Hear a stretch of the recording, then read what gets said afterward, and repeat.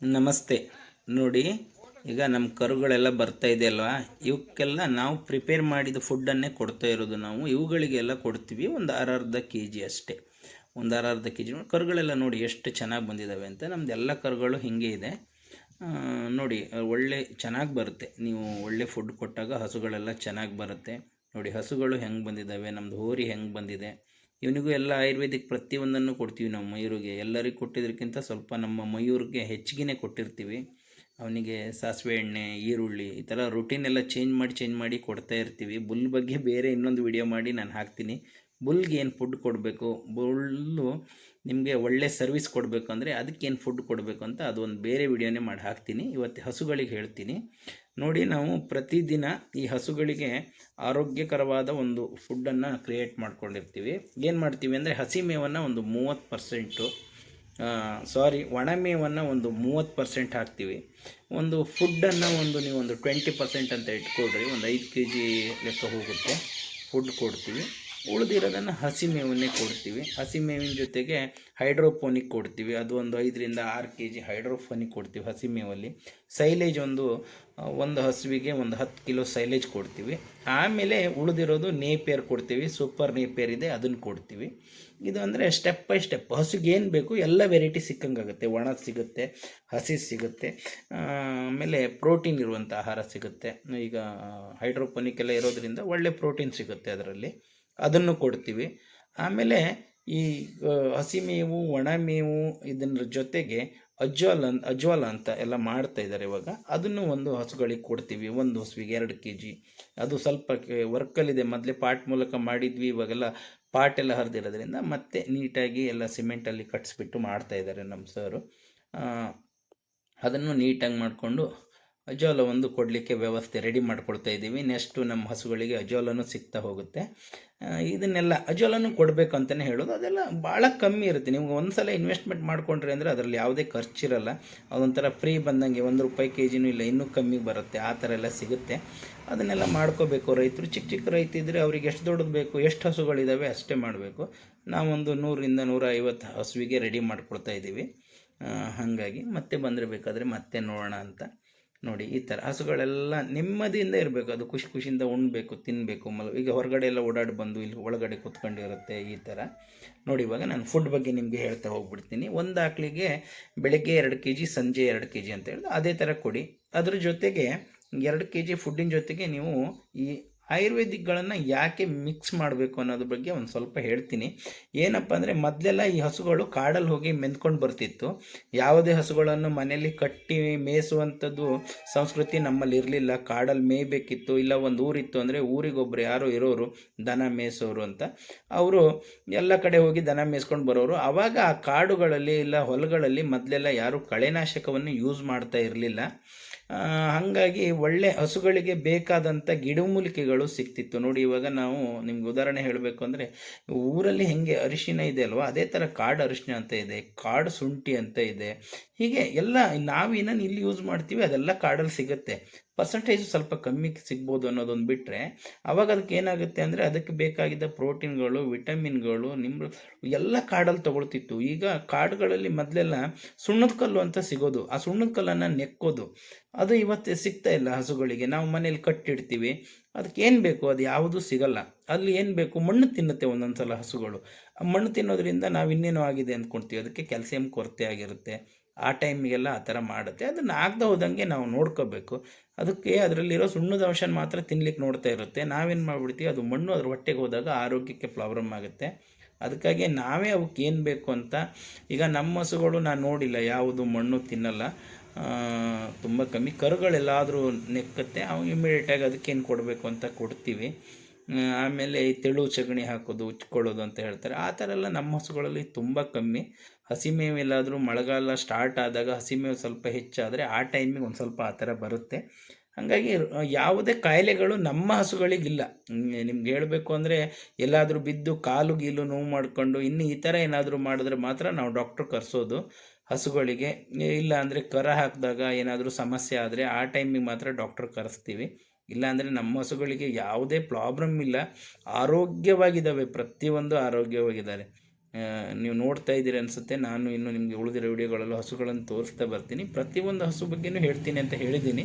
ಅದು ಬೇರೆ ಬೇರೆ ಬೇರೆ ಹೇಳ್ತಾ ಬರ್ತೀನಿ. ಬಟ್ ಇವಾಗ ನಮ್ಮ ಹಸುಗಳು ಎಲ್ಲ ಆರೋಗ್ಯವಾಗಿದ್ದಾವೆ. ನೋಡಿ, ನಾವು ಈ ಥರ ಫುಡ್ಡನ್ನು ಪ್ರಿಪೇರ್ ಮಾಡ್ಕೊಳ್ತೀವಿ. ಇದರಲ್ಲಿ ಏನೇನಿದೆ ಅಂದರೆ, ಈಗ ನಿಮಗೆ ಕೇಕ್ ಥರ ಕಾಣ್ತಾ ಇದೆಯಲ್ಲ, ಅದು ಶೇಂಗಾದ ಹಿಂಡಿ, ಅದು ಕೋಲ್ಡ್ ಪ್ರೆಸ್ಡ್ ಶೇಂಗಾದ ಹಿಂಡಿ. ಅದರ ಪಕ್ಕದಲ್ಲಿರೋದು ಸಿರಿಧಾನ್ಯದ ಹೊಟ್ಟು, ಸಿರಿಧಾನ್ಯ ತೆಗೆದಿರೋ ಮೇಲ್ಗಡೆ ಸಿಪ್ಪೆ, ಅದು ಹಸುಗಳಿಗೆ ಭಾಳ ಒಳ್ಳೆಯದು. ಆಮೇಲೆ ಅದ್ರ ಪಕ್ಕದಲ್ಲಿ ವೈಟ್ ಕಲರ್ ಕಾಣ್ತಾ ಇದೆ, ಫುಲ್ ವೈಟ್ ಕಾಣ್ತಾ ಇರೋದು ಅದಿದೆ ಅಲ್ವ ನಿಮಗೆ, ರಾಗಿ, ಅಕ್ಕಿ, ಆಮೇಲೆ ಮೆಕ್ಕೆಜೋಳದ ಹಿಟ್ಟು, ಅದು ಎಲ್ಲ ಮಿಕ್ಸ್ ಮಾಡಿದ ಪೌಡ್ರು. ಅದನ್ನು ನಾವೇ ತಂದು ನಾವೇ ಮಾಡ್ಕೊಳ್ತೀವಿ. ಅದ್ರ ಪಕ್ಕದಲ್ಲಿರೋದು ನವಧಾನ್ಯ, ಅದು ನವಧಾನ್ಯ ಎಲ್ಲ ಮಿಕ್ಸ್ ಮಾಡಿಬಿಟ್ಟು ಹಿಟ್ಟು ಮಾಡಿರೋದು. ನವಧಾನ್ಯ ಅಂದರೆ ಎಲ್ಲದೂ ಇರಲ್ಲ, ಒಂದು 3-4 ವೆರೈಟಿ ಹಾಕಿರ್ತೀವಿ. ಹೆಸರು, ಅವರೆ, ತೊಗರಿ, ಆ ಸೀಸನ್ನಿಗೆ ಯಾವುದು ಸಿಗುತ್ತೆ ಅದು. ಅದ್ರ ಪಕ್ಕದಲ್ಲಿ ಕಡಲೆ ಹೊಟ್ಟಿದೆ. ಕಡಲೆ ಹೊಟ್ಟನ್ನು, ಕಡಲೆ ಮೇಲಿನ ಸಿಪ್ಪೆ, ಅದೆಲ್ಲ ಒಳ್ಳೆ ಹೈ ಫೈಬರ್ ಇರುತ್ತೆ. ಹಸುಗಳಿಗೆ ಫೈಬರ್ ಬೇಕಾಗುತ್ತೆ. ಹಾಗಾಗಿ ಇದಿರೋದು ಫ್ಯಾಟು ಚೆನ್ನಾಗಿ ಬರಲಿ ಅನ್ನೋ ಒಂದು ಉದ್ದೇಶದಿಂದ ಹತ್ತಿ ಕಾಳು ಹಾಕ್ತೀವಿ. ನಾವು ವೈಟ್ ಕಲರ್ನೇ ಯೂಸ್ ಮಾಡ್ತೀವಿ. ಮತ್ತೊಂದು ಗ್ರೀನ್ ಬರುತ್ತೆ, ಅದನ್ನು ಯೂಸ್ ಮಾಡಲ್ಲ ನಾವು ಯೂಸ್ ಮಾಡಲ್ಲ ಅಂತ ಅವ್ರವ್ರ ಇಷ್ಟ, ಗೊತ್ತಿಲ್ಲ ನನಗೆ. ನೋಡಿ, ನಾವು ಇದು ನಮ್ಮದು ಫುಡ್ಡು. ನಾವು ಇಷ್ಟೇ ಫುಡ್ಡಿಗೆ, ಇನ್ನೇನು ಕೊಡಲ್ಲ. ಇದರಲ್ಲಿ ಚೇಂಜಸ್ ಏನಾಗುತ್ತೆ ಅಂದರೆ, ಈಗ ನಾನು ಹೇಳಿದ್ನಲ್ಲ, ಈಗ ಇನ್ಯಾವುದಾದ್ರು ಒಂದು ನಮ್ಗೆ ಆ ಟೈಮೇ ಸಿಗಲಿಲ್ಲ ಅಂದರೆ ಅದಕ್ಕೆ ಬೇರೆ ಇನ್ನೊಂದು ಯಾವುದನ್ನಾರು ಆ್ಯಡ್ ಮಾಡ್ಕೊಳ್ತೀವಿ. ನೋಡಿ, ಇದು ನಾನು ಆಯುರ್ವೇದಿಕ್ ಬಗ್ಗೆ ಹೇಳ್ತಾ ಇದ್ದೆ. ನೋಡಿ, ನೀವು ಪ್ರತಿಯೊಬ್ಬರು ನೋಡು, ಅರಿಶಿನ ಹಾಕಿದ್ದೀವಿ. ಅರಿಶಿನದ ಪಕ್ಕದಲ್ಲಿ ಸೋಡಾ ಪುಡಿ, ಅದು ಸೋಡಾದ ಪಕ್ಕದಲ್ಲಿ ಮೆಂತೆಕಾಳು, ಇದು ನಾರ್ಮಲ್ ಐಡಿನ್ ಉಪ್ಪು. ನಾವು ಅಡುಗೆಗೆ ಮೊದಲೆಲ್ಲ ಯೂಸ್ ಮಾಡ್ತಿದ್ರು, ಈ ಉಪ್ಪನ್ನು ಯೂಸ್ ಮಾಡ್ತೀವಿ. ಇದು ಶತಾವರಿ ಆದಮೇಲೆ ನಿಮಗೆ ಅಶ್ವಗಂಧ. ಕಲರ್ ಡಿಫ್ರೆನ್ಸ್ ಎಲ್ಲ ಕಾಣ್ತಾ ಇದೆ ಅನಿಸುತ್ತೆ ನನಗೆ. ಇದು ಇಲ್ಲಿ ನೋಡಿ, ಇದು ಶುಂಠಿ ಪುಡಿ. ಶುಂಠಿಯನ್ನು ಪುಡಿ ಮಾಡಿಬಿಟ್ಟು, ನಾವು ಶುಂಠಿ ರಾ ತಂದು ಪುಡಿ ಮಾಡ್ತೀವಿ, ಶುಂಠಿ ಅರಿಶಿನ ಎಲ್ಲ. ಇದು ರಾಕ್ ಸಾಲ್ಟು. ದೊಡ್ಡದು ಬ್ಲಾಕ್ ಇದೆ ನಮ್ಮ ಹತ್ರ, ಹಸುಗಳಿಗೆ ನೆಕ್ಲಿಕ್ಕೆ ಇಡ್ತೀವಿ. ಇದನ್ನೇನು ನಾವು ಫುಡ್ಡಿಗೆಲ್ಲ ಮಿಕ್ಸ್ ಮಾಡಲ್ಲ. ಅದರದ್ದೆಲ್ಲ ಹೊರಗಡೆ ಮೇಯ್ತಲ್ಲ, ಅಲ್ಲಿ ಗೋದನೆ ಹತ್ರ ಇಟ್ಟಿರ್ತೀವಿ. ಇದು ಅಚ್ಚು ಬೆಲ್ಲ, ಆರ್ಗ್ಯಾನಿಕ್ ಬೆಲ್ಲನೇ ತರಿಸ್ತೀವಿ. ಆಮೇಲೆ ಇದು ಅಗಸೆ ಕಾಳು, ಮೆಂತೆಕಾಳನ್ನು ಅದನ್ನು ಹುರಿದ್ತೀವಿ, ಚೆನ್ನಾಗಿ ಹುರಿದ್ಬಿಟ್ಟು ಅದನ್ನು ಹಿಟ್ಟು ಮಾಡಿ ನಾನು ನಿಮ್ಗೆ ಗೊತ್ತಾಗಲಿ ಅಂತ ಹಾಕಿದ್ದೀನಿ. ಆಮೇಲೆ ಇದು ಮೋಸ್ಟ್ ಇಂಪಾರ್ಟೆಂಟು, ಸುಣ್ಣದ ನೀರು. ಹಸುಗಳಿಗೆ ಕ್ಯಾಲ್ಸಿಯಮ್ ಕಮ್ಮಿ ಎದ್ನಿಲ್ಲಲ್ಲ, ಪ್ರಾಬ್ಲಮ್ಮನ್ನು ಹೇಳ್ತಾ ಇರ್ತೀರ. ನೋಡಿ, ನೀವು ಹಸುಗಳಿಗೆ ಈ ಸುಣ್ಣದ ನೀರು ಕೊಡ್ತಾ ಬನ್ನಿ ಡೈಲಿ, ನಿಮ್ಮ ಹಸುಗಳಿಗೆ ಕ್ಯಾಲ್ಸಿಯಂ ಪ್ರಾಬ್ಲಮ್ಮೇ ಬರಲ್ಲ. ನೋಡಿ, ನೀವು ಒಂದು 3 ಮಂತ್ಸನ್ನು ಕಂಟಿನ್ಯೂ ಕೊಟ್ಟು ಅಬ್ಸರ್ವ್ ಮಾಡಿ. ಯಾಕಂದರೆ 1 ದಿನ 2 ದಿನದಲ್ಲಿ ಇದರಲ್ಲಿ ಯಾವುದೋ ರಿಸಲ್ಟ್ ಬರೋವಂಥದ್ದು ಯಾವುದೂ ಇಲ್ಲ. ಇದ್ರ ಜೊತೆಗೆ ಯಾವುದಾದ್ರು ಒಂದು ಕಂಪ್ನಿದು ಮಿನರಲ್ ಮಿಕ್ಸ್ಚರ್ ತಂದು ಕೊಡ್ತೀವಿ.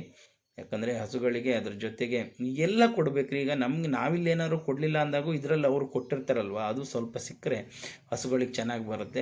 ಅಂದರೆ ಕ್ವಾಂಟಿಟಿಯಲ್ಲಿ ಅಳತೆ ಮಾಡಿ ಹಾಕಿರ್ತಾರೆ. ಒಂದೊಂದು ಸಲ ಹಿಮಾಲಯದ್ದು ಒಂದು ಸಲ ತರ್ತೀವಿ, ಒಂದು ಸಲ ನಂದಿನಿ ತರ್ತೀವಿ. ಬೇರೆ ಬೇರೆ ಕಂಪ್ನಿಗಳಿದೆ, ಯಾವ್ಯಾವ ಕಂಪ್ನಿದು ಬೇಕು ಆ ಕಂಪ್ನಿದೆಲ್ಲ ತಂದು ಆ ಟೈಮಿಗೆ ಯಾವತ್ತು ಸಿಗುತ್ತೆ ಅದು ತರ್ತೀವಿ. ಕೆಲವೊಂದೊಂದು ಸ್ಟಾಕ್ ಇರಲ್ಲ ಅಂದಾಗ ಬೇರೆ ಇನ್ನೊಂದು ಕಂಪ್ನಿನೂ ತಂದಿರ್ತೀವಿ. ಇದು ನೋಡಿ, ಇದು ನಮ್ಮದು. ಇದನ್ನೇನು ಮಾಡ್ತೀವಿ ಅಂದರೆ, ಒಂದೊಂದು ಹಸುಗಳಿಗೆ 2 ಸ್ಪೂನು ಇಲ್ಲಿರೋ ಎಲ್ಲ ವೆರೈಟಿ ಹಾಕ್ತೀವಿ. ಸುಣ್ಣದ ನೀರು ಮಾತ್ರ ಅರ್ಧ ಲೀಟ್ರ್ ಹಾಕ್ತೀವಿ. ಸುಣ್ಣದ ನೀರನ್ನು ನೀವು ಹಾಕಬೇಕಾದ್ರೆ ಮೋಸ್ಟ್ ಇಂಪಾರ್ಟೆಂಟ್ ಏನು ಅಂದರೆ, ಸುಣ್ಣದ ನೀರು ಮೇಲ್ಗಡೆ ಬಂದಿರೋ ನೀರು ಥರ ಬರುತ್ತೆ, ತಿಳಿ ನೀರಿನ ಥರ. ಅಡಿಗೆ ಇರೋ ವೈಟ್ ಕಲರನ್ನು ಯಾವ ಕಾರಣಕ್ಕೂ ಹಾಕಬೇಡಿ. ಮೇಲ್ಗಡೆ ಇರೋ ತಿಳಿ ನೀರನ್ನು ಮಾತ್ರ ನೀವು ಹಾಕಬೇಕು. ಸುಣ್ಣವನ್ನು ಹಾಕಬೇಡಿ ಹಸುಗಳಿಗೆ. ಸುಣ್ಣದ ನೀರು, ಅದು ಮೇಲ್ಗಡೆ ಇರೋ ತಿಳಿ ನೀರನ್ನು ಅರ್ಧ ಲೀಟ್ರ್ ಹಾಕಿ. ಈ ನೀರನ್ನು ನೀವು ಕುಡಿಲಿಕ್ಕೆ ಬಾನಿ ಮಾಡಿರ್ತಿರಲ್ಲ, ಆ ಬಾನಿಗಳಲ್ಲಿ 1 ಲೀಟ್ರ್ 2 ಲೀಟ್ರನ್ನು ಹಾಕ್ಬೋದು. ಆಮೇಲೆ ಇದನ್ನೆಲ್ಲ ಫುಡ್ ಜೊತೆ ಮಿಕ್ಸ್ ಮಾಡ್ಕೊಳ್ಳಿ. ಇದು ಫುಡ್ಡು ನೀವು ಮಿಕ್ಸ್ ಮಾಡೋಕ್ಕಿಂತ ಮೊದಲೇ ಡ್ರೈ ಫುಡ್ ಇರುತ್ತಲ್ಲ, ಆವಾಗ ಇದನ್ನೆಲ್ಲ ಮಿಕ್ಸ್ ಮಾಡಬೇಕು. ಬೆಲ್ಲ ಉಪ್ಪು ಬೇರೆ ಪಾತ್ರೆಯಲ್ಲಿ ಹಾಕಿ ನೀರು ಮಾಡಿ, ಅದರ ಮೇಲ್ಗಡೆ ಅದೇ ನೀರಿಂದ ಬೆಲ್ಲ ಉಪ್ಪು ಸುಣ್ಣದ ನೀರನ್ನು ಬೇರೆ ಪಾತ್ರೆಯಲ್ಲಿ ಮಿಕ್ಸ್ ಮಾಡಿ ನೀರು ರೆಡಿ ಮಾಡಿಕೊಂಡು ಅದೇ ನೀರಲ್ಲೇ ಫುಡ್ಡನ್ನು ಕಲಿಸ್ತಾ ಬನ್ನಿ. ಹದವಾಗಿ ಉಪ್ಪಿಟ್ಟು ಥರ ಇರಬೇಕು. ನಿಮಗೆ ಭಾಳ ಮೆತ್ತಗೂ ಆಗಬಾರ್ದು, ಭಾಳ ಗಟ್ಟಿನೂ ಆಗಬಾರ್ದು. ಉಪ್ಪಿಟ್ಟು ಥರ ಇದ್ದರೆ ಹಸುಗಳು ತುಂಬ ಇಷ್ಟಪಟ್ಟು ತಿನ್ನುತ್ತೆ. ಈ ಥರ ಒಂದು ರೆಡಿ ಮಾಡ್ಕೊಳ್ಳಿ ಟೋಟಲಾಗಿ. ಆಮೇಲೆ ಹಸುಗಳಿಗೆ ಇದನ್ನು ಕೊಡ್ತಾ ಬನ್ನಿ. ಎಲ್ಲ ಇಲ್ಲಿ ನಾನು ಕೊಟ್ಟಿರೋದೆಲ್ಲ 2 ಸ್ಪೂನು ಮಿಲ್ಕಿಂಗ್ ಕೌಗಳಿಗೆ. ಮಿಲ್ಕಿಂಗ್ ಇಲ್ಲ ಅಂದರೆ ನೀವು ಅರ್ಧ ಸ್ಪೂನ್ ಕೊಟ್ಟರು ಆಗುತ್ತೆ, 1 ಸ್ಪೂನ್ ಕೊಟ್ಟರು ಆಗುತ್ತೆ. ಸ್ವಲ್ಪ ನಿಧಾನ ಕೊಟ್ಕೊಳ್ತಾ ಬನ್ನಿ. ಸುಣ್ಣದ ನೀರು ಇದನ್ನೆಲ್ಲ ಕಾಮನ್ನಾಗಿ ಪಾತ್ರೆಗಳಿಗೆ ಹಾಕಿ ಫುಡ್ಡನ್ನು ಅದರಾಗೆ ಕಲಸೋದ್ರಿಂದ ಎಲ್ಲ ಹೋಗುತ್ತೆ. ನಾವು ಮಿಲ್ಕಿಂಗ್ಗೆ ಕೌಗಳಿಗೆ ಬೇರೆ ಫುಡ್ ಕಲಿಸ್ಕೊತೀವಿ. ಆಮೇಲೆ ಬಾಕಿ ಹಸುಗಳಿಗೆ ಬೇರೆ ಕೊಡ್ತೀವಿ. ನಾವು ಎಷ್ಟು ಹಸು ಇದೆ ಅಂದರೆ ಅದನ್ನು ಡಿವೈಡ್ ಮಾಡಿ ಅದನ್ನೆಲ್ಲ ಕರೆಕ್ಟಾಗಿ ಮಿಕ್ಸ್ ಮಾಡಿ ಕೊಡ್ತೀವಿ. ಆ ಥರ ಮಾಡ್ತೀವಿ. ನೀವು ಈ ಥರ ಕೊಡ್ತಾ ಬಂದರೆ ನಿಮ್ಮ ಹಸುಗಳು ಭಾಳ ಚೆನ್ನಾಗಿ ಬರುತ್ತೆ, ಆರೋಗ್ಯವಾಗಿರುತ್ತೆ ಅನ್ಲಿಕ್ಕೆ ಬಿಡ್ತೀನಿ. ಆಮೇಲೆ ಹಾಲು ಕುಡಿದವರು ತುಂಬ ಆರೋಗ್ಯವಾಗಿರ್ತಾರೆ. ನಮ್ಮ ಹಾಲಿನ ಕಸ್ಟಮರ್ ಎಲ್ಲ ಹೇಳ್ತಾರೆ, ಒಂದಿನ ಹಾಲು ಮಿಸ್ ಆದರೂ ಅವ್ರು ಯಾರೂ ಬೇರೆ ಹಾಲನ್ನು ಯೂಸ್ ಮಾಡಲ್ಲ, ನಮಗೆ ಹೇಳ್ತಾರೆ ನಮ್ಗೆ ಹಾಲು ಬೇಕು ಅಂತ. ನಾವು ಯಾರಿಗೂ ಮಿಸ್ ಮಾಡಲ್ಲ, ಮ್ಯಾಕ್ಸಿಮಮ್ ಇನ್ ಟೈಮಿಗೆಲ್ಲ ಕೊಡ್ಲಿಕ್ಕೆ ನೋಡ್ತೀವಿ. ಒಂದೊಂದು ಸಲ ಯಾವುದಾದ್ರೂ ಮಿಸ್ಟೇಕ್ ಆದಾಗ ಹಂಗಾಗುತ್ತೆ. ನೋಡಿ ಈ ಥರ ಎಲ್ಲ ರೆಡಿ ಮಾಡ್ಕೊಂಡಾಗ ನಮಗೆ ಹಸುಗಳು ಭಾಳ ಚೆನ್ನಾಗಿ ಬರುತ್ತೆ. ನಾವು ಪ್ರತಿಯೊಬ್ಬರಿಗೂ ಇದೇ ಥರ ಮಾಡಿಕೊಡ್ರಿ ಅಂತ ಹೇಳ್ತೀವಿ. ನೋಡಿ ಇವಾಗ ನಮ್ಮ ಹಸು ತಾಯಿ ಮಗು ಎಷ್ಟು ಚೆನ್ನಾಗಿದೆ ಅಂತ.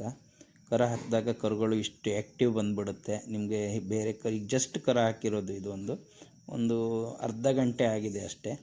ಇವಾಗ ಹಾಲು ಕರಿಬೇಕು, ಇನ್ನೂ ಹಾಲು ಕರೀಲಿಲ್ಲ. ಕರುವಿಗೂ ಹಾಲು ಕುಡಿಸ್ತೀವಿ. ನೀವು ಕರುನೂ ಚೆನ್ನಾಗಿ ಬಂದುಬಿಡುತ್ತೆ. ನೀವು ಒಳ್ಳೆ ಫುಡ್ಡನ್ನು ಕೊಟ್ಟಾಗ ಆಕಳು ಚೆನ್ನಾಗಿರುತ್ತೆ, ಜೊತೆಗೆ ಕರುಗಳು ಭಾಳ ಚೆನ್ನಾಗಿ ಬರುತ್ತೆ. ಇದು ಎಲ್ಲ ನಮ್ಮ ಹೊಲದಲ್ಲಿ ಬಂದಿರೋ ಹಸಿ ಮೇವನ್ನೆಲ್ಲ ಹಾಕಿದ್ದೀವಿ.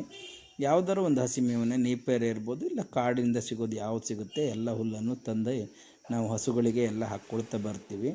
ಈ ಥರ ಮಾಡೋದ್ರಿಂದ ಹಸುಗಳು ಭಾಳ ಚೆನ್ನಾಗಿ ಬರುತ್ತೆ. ನೋಡಿ ಆದಷ್ಟು ಈ ಥರ ಮಾಡಿ ಅಂತ ಹೇಳಲಿಕ್ಕೆ ಇಷ್ಟಪಡ್ತೀನಿ. ನಾವಂತೂ ಇದೇ ಥರ ಮಾಡ್ತಾ ಇರೋದು. ಅದಕ್ಕೆ ನಮ್ಮ ಕಸ್ಟಮರ್ಗಳು ಭಾಳ ಖುಷಿಯಾಗಿದ್ದಾರೆ. ನಮ್ಮಲ್ಲಿ ಬೆಣ್ಣೆ, ತುಪ್ಪ, ಹಾಲು ಎಲ್ಲ ಸಿಗುತ್ತೆ. ನಾನು ಅದರದ್ದೆಲ್ಲ ಬೇರೆ ಬೇರೆ ವಿಡಿಯೋ ಮಾಡಿ ಹಾಕ್ತೀನಿ. ಓಕೆ, ನಮಸ್ತೆ, ಮತ್ತೆ ಸಿಗೋಣ.